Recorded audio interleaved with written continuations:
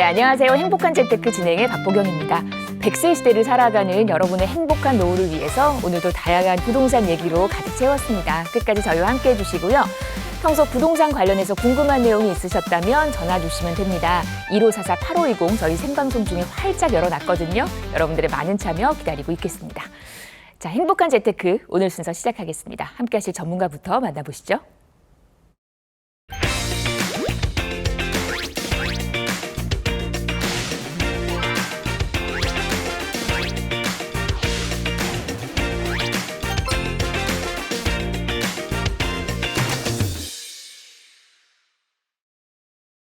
네, 저희 오늘은요 이동주 전문가와 이 시간 함께하겠습니다. 어서 오십시오. 네, 안녕하세요. 반갑습니다. 네, 공급 대책이 발표된 이후에 이 알맹이가 안 보인다라는 이야기가 돌면서 그 후폭풍이 서서히 시장에 나타나고 있는 것으로 보여집니다. 서울의 경우는 이미 아파트를 떠나서 다세대, 빌라라고 하죠. 이 빌라 시장에서의 움직임도 지금 심상치 않은 움직임을 보이고 있고요. 뿐만 아니라 서울과 바로 인접한 경기권의 아파트 가격 또한 지금 변동률이 심하지 않은 모습을 보이고 있습니다. 이러한 시장이 약간 혼동세로 바뀌고 있는 이러한 시점일수록 여러분들의 판단력이 굉장히 중요할 것으로 보여지고요. 저희 행복한 재테크와 함께 하시면은 그 혼란스러움을 말끔히 해소해 드릴 수가 있을 것 같습니다. 네, 저희가 그 복잡한 머리를 좀 심플하게 답을 드리도록 할 겁니다. 오늘도 함께해 주시고요. 시장의 흐름 먼저 점검을 해보겠습니다.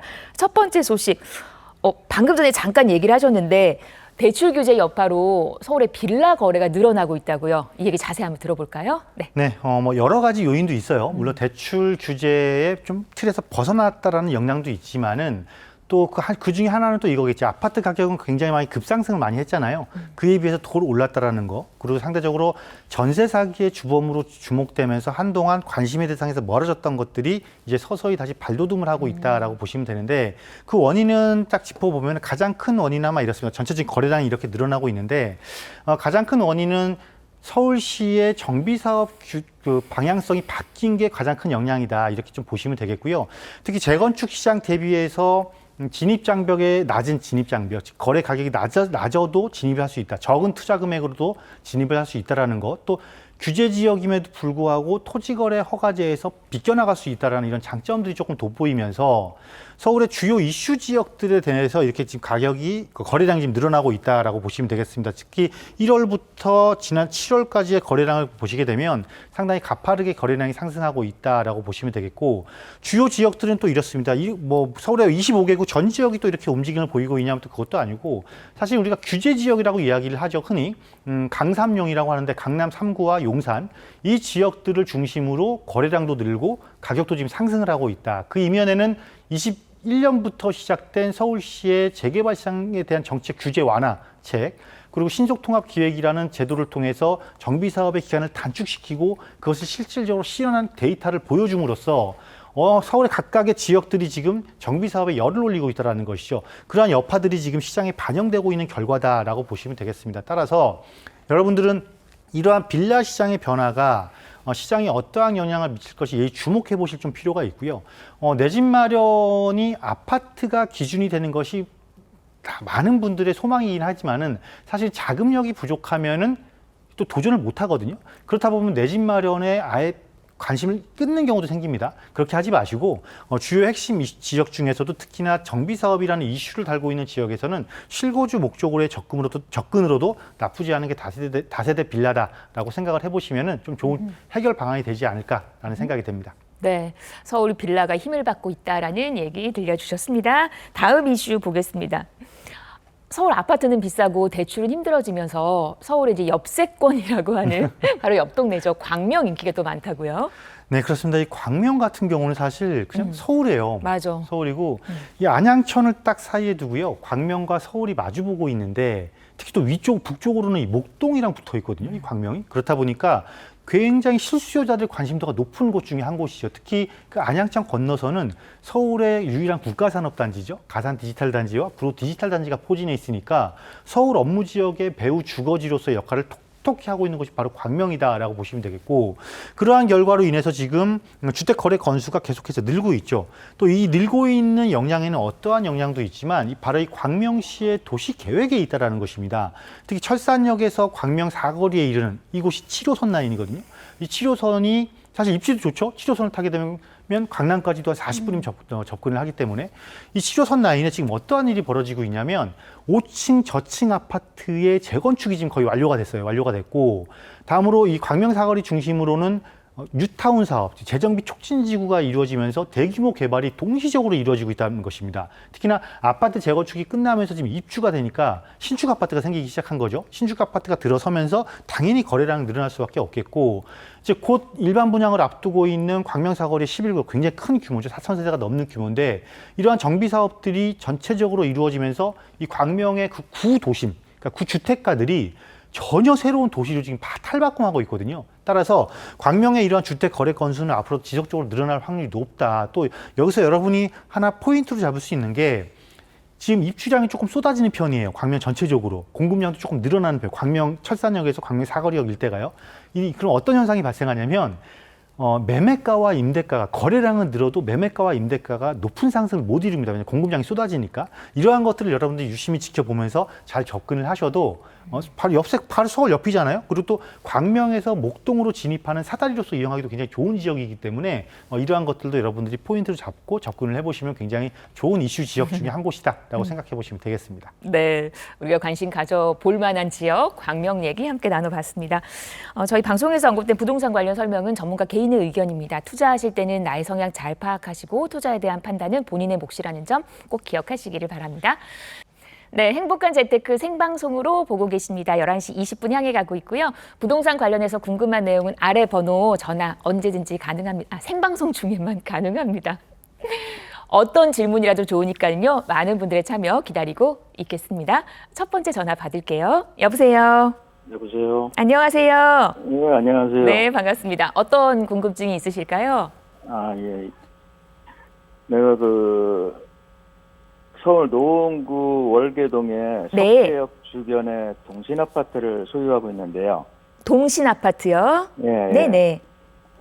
이거를 지금 팔고 타 지역으로 가야 될지 아니면 완공될 때까지 갖고 있다가 팔아야 될지 만약에 팔게 될 경우에는 타 지역으로 하나 더 구매를 해야 되는데 어디가 좋을지 네. 여쭤보고 싶어서 전화. 알겠습니다. 월계동에 동신 아파트 재건축 호재가 있어서 이제 앞으로의 전망 궁금하다고 하셨고 갈아탈 만한 지역이 아직은 뭐 구체적으로 잡힌 건 아니시고요. 예. 알겠어요. 상담을 통해서 한번 얘기를 들어보세요. 저희 이동주 전문가님 바로 바꿔드릴게요. 네. 네. 네, 안녕하세요. 네, 안녕하세요. 네, 반갑습니다. 네. 반갑습니다. 이 동신 아파트는 그냥 투자용으로 갖고 계신 거예요? 아니면 실거주 하시는 거예요? 둘 다예요. 그냥 비워놓고 어쨌든 두 개 갖고 있는데 그 중에 하나예요. 두 개의 주택 중에 하나예요? 예. 그러면은 이게 지금 재건축 진행 중인가요? 재건축이 많이 진행돼서 이주가 원래는 금년이었는데 네. 무슨 불협화음으로 내년 하반기로 미뤄졌어요. 내년 하반기 이주가요? 예. 그런데 어쨌건 현재 지금 2주택 보유자시라는 거네요? 네네. 그러면은 이거 일시적 2주택이나 그런 조건에는 해당이 안 되시는 거죠? 네네. 그럼 이거를 계속 보유해서 끝까지 가져가는 게 나은 거냐? 아니면 처분해서 혹시 이걸 처분하면 자금이 어느 정도 되세요? 이게 지금 매매가 형성되는 게 7억에서 7억 5천이고요. 네네.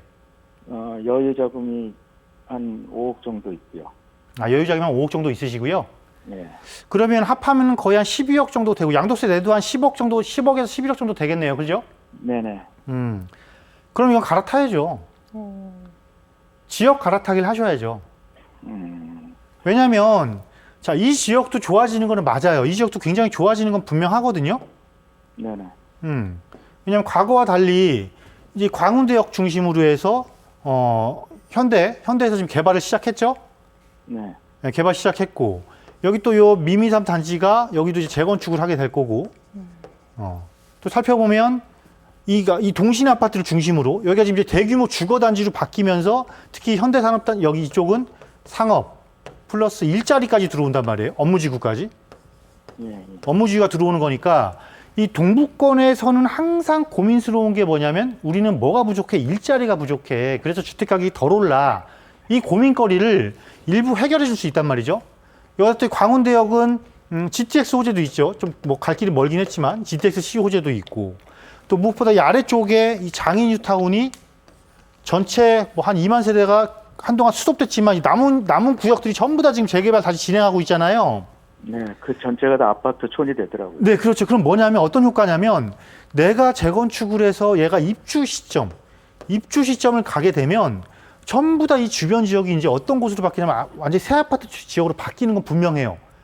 그럼 전혀 다른 새로운 주거 형태가 나타나기 때문에 가격이 오르는 건 맞습니다. 가격이 오르는 건 맞는데, 자, 이게 전부 다 개발이 끝나서 완성형으로 돼서 안정화를 이루려면 최소한 7년에서 10년 정도의 시간이 필요할 거란 말이죠.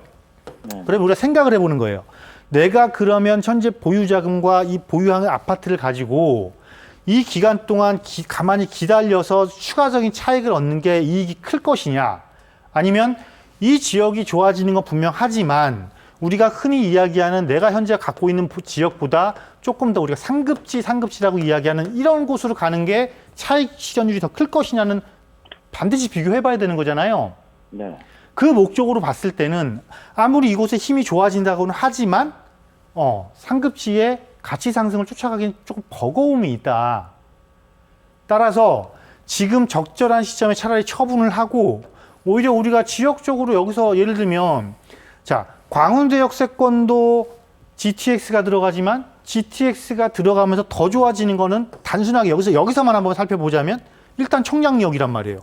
그럼 청량리역 주변에 이미 있는 아파트, 기존 아파트들이 우리 장인 뉴타운이 막 새 아파트, 나머지 취소됐던들이 재개발되면서 새 아파트 들어서듯이 이 전농 일대도 지금 새 아파트 들어서고 있고, 청량리역 북쪽도 지금 제기라든가 청량리 재개발 지역들이 아파트 지역으로 바뀐단 말이에요. 그럼 여기도 전혀 새로운 모습으로 바뀌지만 입지상으로는 청량리역이 광운대 역세권보다 더 상급지에는 분명해요. 왜냐하면 이곳은 광역 거점이니까.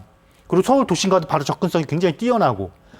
그럼 여기서 제가 굳이 말씀을 안 드려도 우리 시청자분도 분명히 내가 갖고 있는 이것보다는 청량리 역세권 쪽이 훨씬 좋지, 분명히 느끼실 거란 말이에요. 그렇지 않으신가요? 맞아요. 청량리도 한번 가봤었어요. 그렇죠. 그러면 내가 갖고 있는 돈으로 옮길 수 있는 아파트 단지를 이쪽에서 한번 보시든지, 아니면 조금 더 내려올 수도 있겠죠. 왜냐하면 이거를 지금 내가 거주하고 있는 주택이 아니니까. 그죠?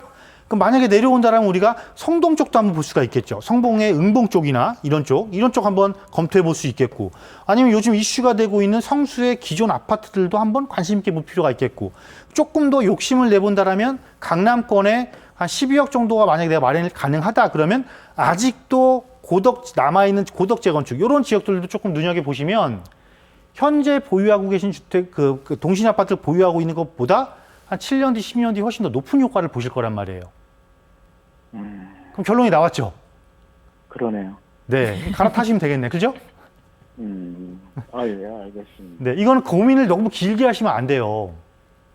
지금 이미 그러니까 고민을 지금 길게 하시는 순간 내가 보유하고 있는 자산과 타 지역의 자산의 가격 격차도 조금씩 더 벌어질 거고, 그런데 나는 그 현금을 가만히 놔둔다면 그 현금의 가치는 계속 떨어질 거란 말이에요.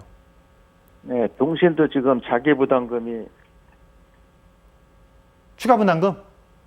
추가 분담금이 지금 3억 정도 예산을 하더라고요. 그것 때문에 그래서 여유자금 놔두신 거구나. 너무 고민하지 마시고요. 우리 갈아타시자고요. 지역 갈아타기 하시자고요. 예, 알겠습니다. 네. 네, 그 복잡했던 고민이 이렇게 좀 해결되는 그걸 저도 옆에서 느꼈습니다. 참고해 보시기를 바라고요.